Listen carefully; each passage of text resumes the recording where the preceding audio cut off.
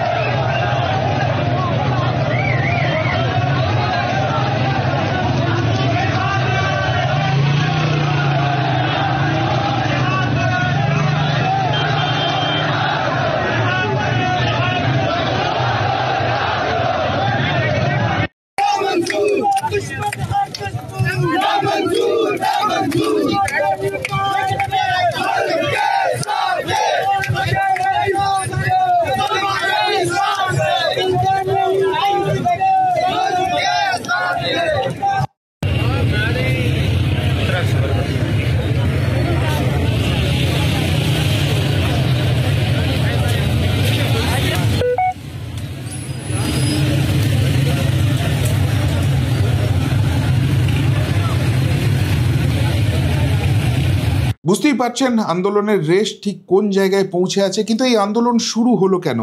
যেটুকুনি জানা যাচ্ছে, এই আজাদ কাশ্মীরের মুজফ্ফরবাদ, এখানে শিক্ষা ব্যবস্থায় উন্নতি আর ফি বৃদ্ধির প্রতিবাদ, এই নিয়ে নভেম্বরের প্রথম থেকেই ছাত্ররা সেখানে শান্তিপূর্ণ প্রতিবাদ শুরু করে এবং সেই প্রতিবাদে ধীরে ধীরে ধীরে ধীরে আরও বিভিন্ন ছাত্ররা যুক্ত হতে থাকে, ক্রমশ এটা জোরালো হতে থাকে। একসময় বুঝতে পারা যায় যে এই আন্দোলনকে আর ট্যাকেল করা যাবে না, আর তাই ছাত্রদের ভয় পাওয়াতে সেখানে অজ্ঞাত পরিচয় এক ব্যক্তি এসে হাজির হয় এবং বন্দুক থেকে গুলিও চালিয়ে দেয়। কিন্তু সেই গুলি গিয়ে লাগে এক ছাত্রকে, মারাত্মক রকমের আহত হয়। আর ব্যাস, সাথে সাথে পাকিস্তানের এই অংশে একদম অগ্নিগর্ভ পরিস্থিতি শুরু হয়ে যায়। এবং অনেকেই বলতে থাকে যে আসলে এই অজ্ঞাত পরিচয় ব্যক্তি আর কেউই নয়, এই পিওকেকে, এই আজাদ কাশ্মীরকে, এই মুজফ্ফরবাদকে এতদিন নিজেদের বুটের তলায় রাখা আইএসআইয়ের ছক করা লোক এসেই এই গণ্ডগোলটা পাকিয়েছে। এবং সেই জায়গা থেকে এই অগ্নিগর্ভ পরিস্থিতি ক্রমশ হাতের বাইরে যেতে থাকে। দেখতেই পাচ্ছেন কিভাবে মানুষ ছোটাছুটি করছে, গাড়ি ফাড়ি সব ভাঙচুর করা হচ্ছে, আগুন জ্বালানো হচ্ছে, টায়ার জ্বালিয়ে প্রতিবাদ হচ্ছে। আর যখনই এই জিনিসটা শুরু হয়েছে, শাহবাজ শরীফের প্রশাসন সেটাকে ছাত্রদের আন্দোলন, এটাকে যে অন্য চোখে দেখতে হবে এই জায়গাটা না করে তার উপর চরম দমনপীড়ন করার পরিকল্পনা করে। ব্যাস, সাধারণ মানুষও কিন্তু এবার আন্দোলনে যোগ দিয়ে দেয়, কেননা তাদের এজেন্ডার মধ্যে ছিল মূল্যবৃদ্ধি, বেকারত্ব আর প্রশাসনিক জুলুমবাজি। এর প্রতিবাদে তারা এখানে যুক্ত হতে থাকে। এবং যখনই ছাত্রদের উপর এই ধরনের অত্যাচার হচ্ছে খবর যায়, তখন পাকিস্তানের একের পর এক শহর, আপাতত লাহোর এবং রাওয়ালপিন্ডি, এই দুটো শহরেও এই আন্দোলন ছড়িয়ে পড়েছে বলে শোনা যাচ্ছে। যদিও পাকিস্তান মিডিয়ার অনেক কিছুই তো আমাদের দেশে ব্লক হয়ে রয়েছে, সুতরাং সব খবর ডিটেলসে আসছে না। যেটুকুনি ইন্টারন্যাশনাল মিডিয়া সূত্রে পাওয়া যাচ্ছে যে লাহোর এবং রাওয়ালপিন্ডি, সেখানেও কিন্তু এই আগুনে পরিস্থিতি ছড়িয়ে পড়েছে। সুতরাং সরকার বুঝতে পেরে গেছে যে এটাকে এত সহজে থামানো যাবে না।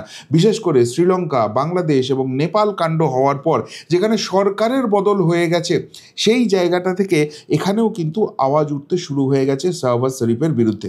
আর তাই শাহবাজ শরীফ দেরি করেনি, সেনা নামিয়ে দিয়েছে। আর সেনা নামানো মানেই চূড়ান্ত রকমের জুলুম শুরু হয়ে গেছে এবং ধরপাকড় শুরু হয়ে গেছে।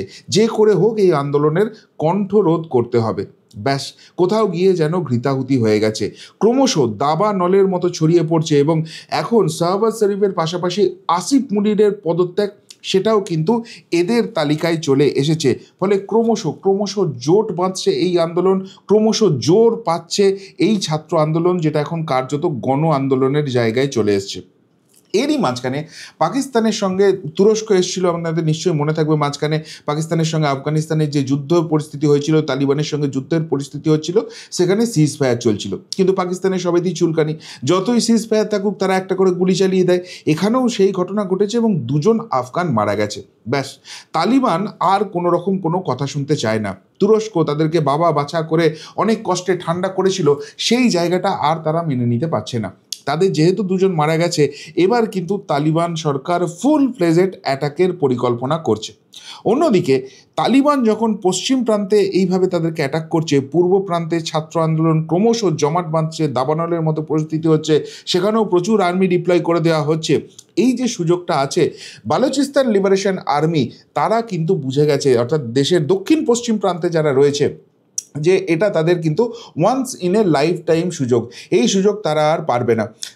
ফলে সেই জায়গা থেকে তারাও কিন্তু এবার পাক সরকারকে অ্যাটাক করার পরিকল্পনা করছে।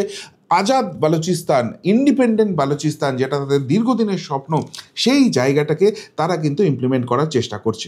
এবার প্রশ্নটা হচ্ছে যে ছাত্র আন্দোলন শুরু হয়েছিল, সেখান থেকে গণ আন্দোলন হচ্ছে, সবই ঠিক আছে, কিন্তু এই পরিস্থিতি আজাদ কাশ্মীরে তৈরি হলো কেন? আসলে অপারেশন সিঁদুরের আগে থেকেই এই আজাদ কাশ্মীর নিয়ে বিভিন্ন খবর আসতে শুরু করছিল, যেখানে সাধারণ মানুষ তারা কিন্তু এই পাক সরকারের উপর একটুও খুশি নয়। কেননা এখানকার যে ন্যাচারাল রিসোর্স রয়েছে, প্রচুর পরিমাণে এখানে প্রাকৃতিক সম্পদ রয়েছে, সেটা পাকিস্তান সরকার পুরোটাই আরোহণ করে নিয়ে চলে যায় এবং এখানকার মানুষকে ন্যূনতম ফেসিলিটিটুকুও তারা দেয় না। এখানে ইলেকট্রিসিটি থেকে শুরু করে পানীয় জল, স্বাস্থ্য ব্যবস্থা, শিক্ষা ব্যবস্থা, কোনোটাই কিন্তু পাকিস্তান সরকার কোনোদিন এখানে দেয়নি। এখান থেকে তারা সবসময় শোষণ করার চেষ্টা করে গেছে। আর সেই জায়গাটার দিকে এখান থেকে কিন্তু বারবারই ক্ষোভ বাঁধছিল। আর সেই জায়গাটাকেই আরও বড় জায়গায় নিয়ে চলে গেছে এই ছাত্র আন্দোলনটা। আর ছাত্র আন্দোলনের উপর যখন গুলি চলেছে, সেখানে যখন তাদেরকে রেয়াত করা হচ্ছে না, সেখানে যখন দমনপীড়ন চলছে, তখন এখানকার মানুষ বুঝে গেছে যে এই সরকারের সঙ্গে যদি থাকি, এই পাকিস্তানের ঝান্ডার তলায় যদি আমরা থাকি, তাহলে কিন্তু আমাদের জীবনটা শেষ হয়ে যাবে। অন্যদিকে তাদের পাশের এদিকে ভারতবর্ষ রয়েছে, সেখানকার যারা কাশ্মীরি রয়েছে তারা কীরকম জায়গায় রয়েছে, 370 দ্বারা চলে যাওয়ার পর তাদের জীবনে কিভাবে উন্নয়ন হচ্ছে এবং নরেন্দ্র মোদী সরকার সেখানে ঠিক কী ধরনের ডেভেলপমেন্ট করছে সেই জায়গাটা তারা চোখে পড়ছে। সুতরাং এরাও খুব ভালো করে বুঝে গেছে যে এটা তাদের কাছে একটা অপরচুনিটি পাকিস্তানের ছত্রছায়া থেকে বেরিয়ে আসা এবং একটা মুক্ত বাতাসে নিঃশ্বাস নেওয়ার জায়গা তৈরি করা। ফলে এই আন্দোলন কিন্তু ক্রমশ আরও জমাট বাঁধছে। অন্যদিকে বালুচিস্তানও দেখছে তাদেরও যে প্রাকৃতিক সম্পদ রয়েছে, বিশেষ করে খনিজ পদার্থ, এই জায়গাটা কিন্তু মারাত্মক রকম রয়েছে, সেই জায়গাটাও পাক সবসময় নিয়ে নেয় এবং তাদেরকে কোনো রকম ফেসিলিটি দেয় না। ফলে তারাও কিন্তু আলাদা হতে চাইছে। ওদিকে তালিবান তারাও কিন্তু ভারতবর্ষ থেকে একের পর এক সাহায্য পাচ্ছে। উল্টো দিকে পাকিস্তান সবসময় তাদেরকে ডিস্টারবেন্স ক্রিয়েট করে যাচ্ছে। খাইবার পাখতুনখোয়াতে সেখানে যুদ্ধকালীন পরিস্থিতি তৈরি হয়েছিল, তাদের বহু সেনা মারা গেছে, এমনকি গুলি চালাতে গিয়ে পাকিস্তান তাদের 3জন ক্রিকেটারকে অব্দি মেরে ফেলেছে। ফলে পরিস্থিতি খুবই খারাপ হয়েছিল। মাঝখানে তুরস্ক আসে বড় দাদার মতো, দুই দেশকে এক জায়গায় বসিয়ে শান্ত করার চেষ্টা করে। কিন্তু তালিবান বুঝে গেছে পাকিস্তান হচ্ছে কুকুরের ল্যাজ, এত সহজে সোজা হওয়ার জায়গা নেই, সুযোগ পেলেই তারা কিন্তু এখানে ঝামেলা করবে। ফলে তালিবানও কিন্তু আর তুরস্কের কথা শুনতে রাজি নয়। কিন্তু এবার যে মূল প্রশ্নটা আসছে সেটা হচ্ছে একসঙ্গে এতগুলো ঘটনা ঘটছে। ভারত তো আগেই অফিসিয়ালি ডিক্লেয়ার করে দিয়েছিল যে পাকিস্তানের সঙ্গে অপারেশন সিঁদুর প্রসেস তারা শেষ করেনি। পাকিস্তান যদি চোখ তুলেও তাকায় তারা চোখ গেলে দেবে, অপারেশন সিঁদুর পার্ট 2 শুরু হয়ে যাবে। কিন্তু এর মাঝখানেই একটা ইন্টারন্যাশনাল মিডিয়াতে স্পেকুলেশন শুরু হয়ে গেছে যে পাকিস্তানে এত কিছু ঘটনা একসঙ্গে ঘটছে, এটা নিছকই কাকতালীয় হতে পারে না, এর পিছনে কোনো বড় মাথার প্ল্যান আছে, যেভাবে বড় মাথার প্ল্যান ছিল নেপালের জেনজি অপারেশনের পিছনে। সুতরাং সেই 2-4 করে এখন সেই আননোন ম্যান যারা ভারত বিরোধী যে শক্তিগুলো রয়েছে তাদেরকে একে একে বিদেশের মাটিতে, বিশেষ করে পাকিস্তানের মাটিতে তাদের ঘরে ঢুকে নিকেশ করে দিচ্ছে। সেই রকম কোনো আননোন ম্যানের এখানে কোনো খেল রয়েছে? ভারতের কোনো বড় ইন্টেলিজেন্স ইনপুট এর মধ্যে রয়েছে? যদিও পাকিস্তানি এখনও অফিসিয়ালি স্বীকার করে নেয়নি যে তাদের এখানে এই ধরনের ছাত্র বিপ্লব হচ্ছে, এরকম অগ্নিগর্ভ পরিস্থিতি হচ্ছে। সুতরাং সেখানে ভারতের ইনভলভমেন্ট যে রয়েছে সেই প্রশ্ন তো উঠতেই পারে না, ভারতের দিকে আঙুল তোলার মতো জায়গাতে নেইও এবং অবভিয়াসলি ভারত সেটা অফিসিয়ালি স্বীকার করবে না। কিন্তু ইন্টারন্যাশনাল মিডিয়াতে যেটা চর্চা চলছে যে পাকিস্তান যে ডিস্টারবেন্স ক্রিয়েট ভারতবর্ষে সবসময় করে রেখেছে এবং যার ফলে ভারতের অগ্রগতি কিন্তু অনেকটাই থমকে আছে, ভারত যতটা এগোতে পারত এই পাকিস্তানের ডিস্টারবেন্সের জন্য সেই জায়গাটা বারবারই কিন্তু ইন্টারাপ্টেড হয়েছে। ফলে এটা ভারতের কাছেও একটা খুব বড় চান্স যে পাকিস্তান নামক একটা বিষ বাষ্প তাকে যদি ভ্যানিশ করে দেওয়া যেতে পারে, তাকে যদি সবক শিখিয়ে দেওয়া যেতে পারে, তাকে যদি গর্তে ঢুকিয়ে দেওয়া যেতে পারে, তাহলে সেক্ষেত্রে কিন্তু ভারতের এই যে অগ্রগতির জায়গাটা সেটা বাধাপ্রাপ্ত হবে না। সুতরাং এখানে কোথাও একটা ভারত বন্ধু শক্তি কাজ করছে, এই সম্ভাবনাটাকে নাকি উড়িয়ে দেওয়া যায় না। অন্যদিকে আমাদের মাথায় থাকতে হবে যে অপারেশন সিঁদুরের পরও পাকিস্তান কিন্তু লাফাচ্ছিল। কেননা ডোনাল্ড ট্রাম্প নাকি ভারতবর্ষকে টাইট করার চেষ্টা করছিল, কিন্তু ইতিমধ্যেই সিচুয়েশন সেখানে চেঞ্জ হয়ে গেছে। ডোনাল্ড ট্রাম্প ভারতবর্ষকে টাইট দিতে গিয়ে এমন সিচুয়েশন হয়েছে যে আমেরিকাতে শাটডাউন করার মতো পরিস্থিতি তৈরি হয়ে গেছে এবং ডোনাল্ড ট্রাম্প এখনই ঘোষণা করে দিয়েছে যে আগামী বছর 2026-এ তিনি নিজে ভারতে আসছেন এবং ভারত তাদের বন্ধু, ভারতের সঙ্গে বন্ধুত্ব তারা বজায় রাখবে, পাকিস্তান যেন বাড়াবাড়ি না করে। অর্থাৎ ভারতের সঙ্গে বন্ধুত্ব না রাখলে সেখানে সিচুয়েশন কি হতে পারে এটা আমেরিকা হারে হারে টের পেয়ে গেছে। আর তার ফলে পাকিস্তানকে অফিসিয়ালি তারা সাপোর্ট করার মতো জায়গা নেই। আর ওয়ার্ল্ড পলিটিক্সে, জিও পলিটিক্সে সেই সিচুয়েশন তৈরি হওয়ার পরই পাকিস্তানে এত কিছু ডামাডোল হয়ে গেল। সুতরাং সেখানে বড় মাতার খেল থাকবে না, এমনি এমনি সব হয়ে যাচ্ছে, এই কথাটা নাকি ইন্টারন্যাশনাল মিডিয়া মানতেই পারছে না। ফলে সব মিলিয়ে কিন্তু রীতিমতো চাপে শাহবাজ শরীফ এবং আসিফ মুনির, এবং পরিস্থিতি যেখানে যাচ্ছে নিজের দেশের মধ্যেই আওয়াজ উঠে যাচ্ছে এদেরকে হাঁটাও, পাকিস্তানকে বাঁচাও। আর এই যদি পরিস্থিতি নিজের দেশের মধ্যে হয় তাহলে ভারতের দিকে চোখ তোলার ক্ষমতা আর এদের থাকবে? তার থেকেও বড় কথা, যে পিওকের স্বপ্ন ভারতবর্ষ দীর্ঘদিন ধরে দেখে এসছে, যে পিওকে ভারতের অবিচ্ছেদ্য অংশ, ভারতের স্বরাষ্ট্রমন্ত্রী খোদ সংসদ ভবনে দাঁড়িয়ে গোটা দেশের সামনে, গোটা বিশ্বের সামনে বলে দিয়েছেন, সেই পিওকেতে এত বড় আন্দোলন, জেনজি আন্দোলন, যেটা শ্রীলঙ্কা, বাংলাদেশ, নেপাল 3 জায়গায় সরকার চেঞ্জ করে দিয়েছে, সেই জেনজি আন্দোলন এবার পাকিস্তানের এই পিওকেতে দানা বাঁধছে। তাহলে কি সম্ভাবনা কোথাও গিয়ে উজ্জ্বল হচ্ছে যে তারা পাকিস্তান থেকে বিচ্ছিন্ন হবে এবং তার পরবর্তী ধাপ ভারতবর্ষের সঙ্গে যুক্ত হবে? উড়িয়ে দেওয়া যাচ্ছে না এখনই। সব মিলিয়ে পাকিস্তানে কিন্তু অগ্নিগর্ভ পরিস্থিতি। আমাদের এখানে রাজনৈতিক পরিস্থিতি যাই হোক না কেন, পাকিস্তানের দিকে কিন্তু আগামী বেশ কয়েকদিন খুব ইন্টারেস্টিংভাবে চোখ রাখতে হবে এবং সেখান থেকে গুড নিউজ আসতেও পারে। কি বলবেন পাকিস্তানের এই পরিস্থিতি নিয়ে, এই জেনজি বিপ্লব নিয়ে এবং সার্বিকভাবে যেভাবে শাহবাজ শরীফ এবং আসিফ মুনির ঘেঁটে হয়ে গেছে, লেজে গোবরে হয়ে গেছে সেই নিয়ে? যদি কিছু বলার থাকে অবশ্যই কমেন্ট বক্সে কমেন্ট করে জানাবেন। এখনকার মতো এখানেই শেষ করলাম, ফেরত আসছি নতুন প্রতিবেদন নিয়ে খুব তাড়াতাড়ি। ভালো থাকবেন, সাথে থাকবেন, পাশে থাকবেন। নমস্কার।